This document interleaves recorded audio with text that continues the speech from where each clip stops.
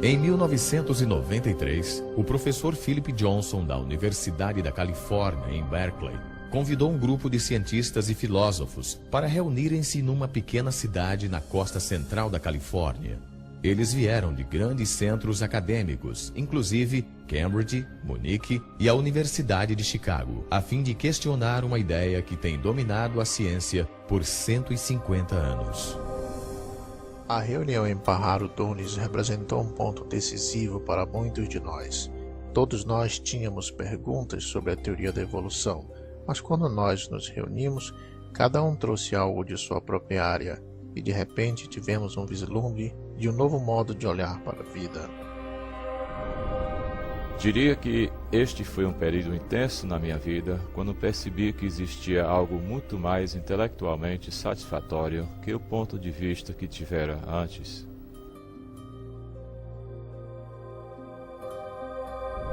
Recordando agora, acho que aquele encontro me deu a motivação para realmente examinar as evidências e ver para onde elas apontam. Percebi que este questionamento era maior que qualquer pessoa ou matéria de ensino. Era o início de uma comunidade de cientistas que estavam agora dispostos a enfrentar o mistério fundamental da origem da vida.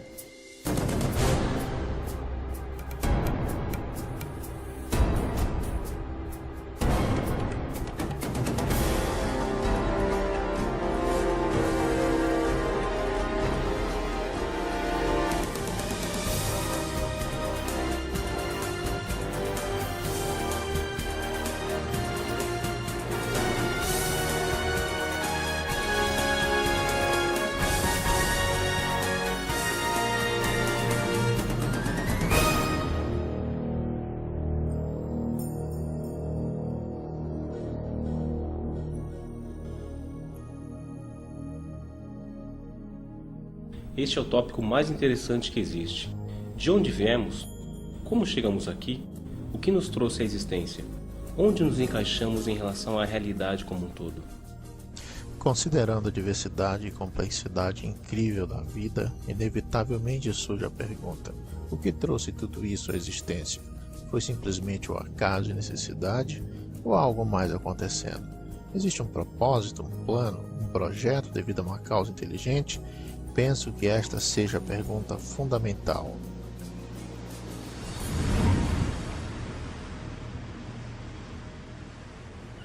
Os cientistas que vieram até Pajaro Dunes buscaram reexaminar o mistério da origem de vida, porque cada um tinha dúvidas significativas sobre ideias evolucionistas amplamente defendidas. Entre eles, o bioquímico Michael Behe questionava como os processos naturais podiam ter reunido as estruturas complexas encontradas nas células vivas. Dean Kenyon era um biólogo evolucionista que não pensa mais que somente a química pode ser responsável pela origem da vida na Terra. Stephen Meyer, Paul Nelson e William Dembski buscavam uma nova abordagem que pudesse explicar a origem das informações genéticas codificadas em organismos vivos. Esses cientistas e filósofos começaram a formular uma alternativa para a teoria central de biologia moderna, uma teoria nascida na mente de um naturalista britânico chamado Charles Darwin.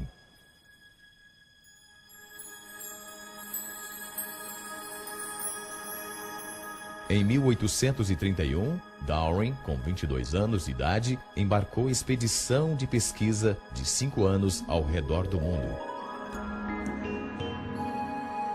Ele partiu da Inglaterra viajando no navio HMS Beagle, passando pelo ponto mais ao sul da América do Sul, e daí para o norte na direção de uma cadeia de ilhas vulcânicas do Oceano Pacífico chamada Galápagos.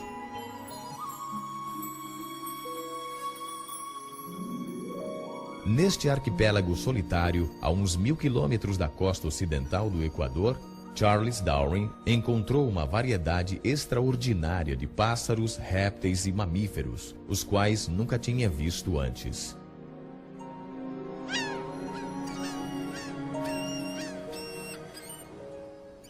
Durante mais de um mês, Darwin estudou a vida vegetal e animal, fez anotações extensivas e colecionou amostras. Depois foi embora para nunca mais voltar. Então, 25 anos se passaram enquanto ele desenvolvia sua teoria. Em 1859, Darwin publicou um livro intitulado A Origem das Espécies. Seu impacto sobre a ciência e, no final das contas, sobre toda a cultura ocidental foi dramático.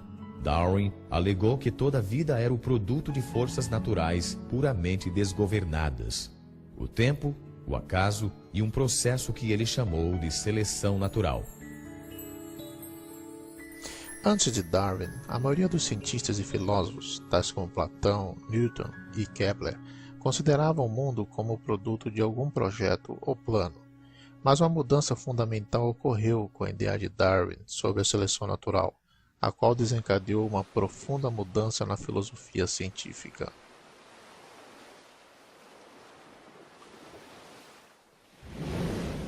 Darwin não foi o primeiro a propor a teoria da evolução.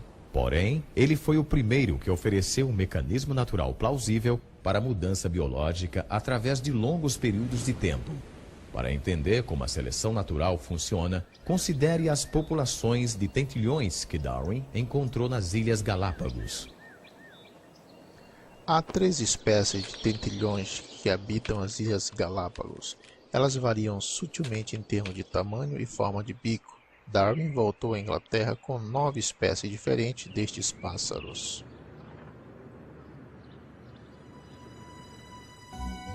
Conforme a teoria contemporânea do darwinismo, as diferenças no tamanho e na forma do bico dos pássaros são os resultados diretos da seleção natural.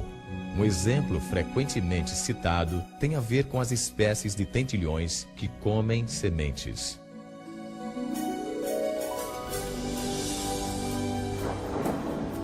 Nos anos de fortes chuvas, há abundância de sementes pequenas e macias. Os pássaros com bicos curtos facilmente encontram comida. Porém, num período de seca, as únicas sementes que se encontram são as do ano anterior, que têm uma casca dura. Nestas condições, somente os pássaros com bicos mais longos e mais afiados conseguem quebrar a casca para comer as sementes. Os pássaros com bico comprido sobrevivem porque conseguem alcançar comida. O bico mais comprido dá o que os biólogos chamam de uma vantagem útil. Os tentilhões com bicos menores, infelizmente, morrem de fome porque não conseguem alcançar comida. Se o tempo de seca se prolonga, o ambiente provoca uma mudança nas características da inteira população de tentilhões. Com o tempo, o bico longo é repassado a sucessivas gerações porque esses bicos possibilitam a sobrevivência dos pássaros. A seleção natural foi uma ideia convincente. As variações físicas que eram vantajosas seriam herdadas por sucessivas gerações. Através deste processo, com o passar de muito tempo, organismos fundamentalmente diferentes surgiriam sem qualquer forma de direção inteligente. Darwin quis explicar tudo da história da vida em termos de processos naturais sem inteligência. O que encontrou foi que um processo que observava em populações domésticas também funcionava nas selvagens. O próprio Darwin era bem versado na área de criação doméstica de pombos. Ele sabia que os criadores foram capazes de realizar mudanças dramáticas numa população, selecionando somente certos espécimes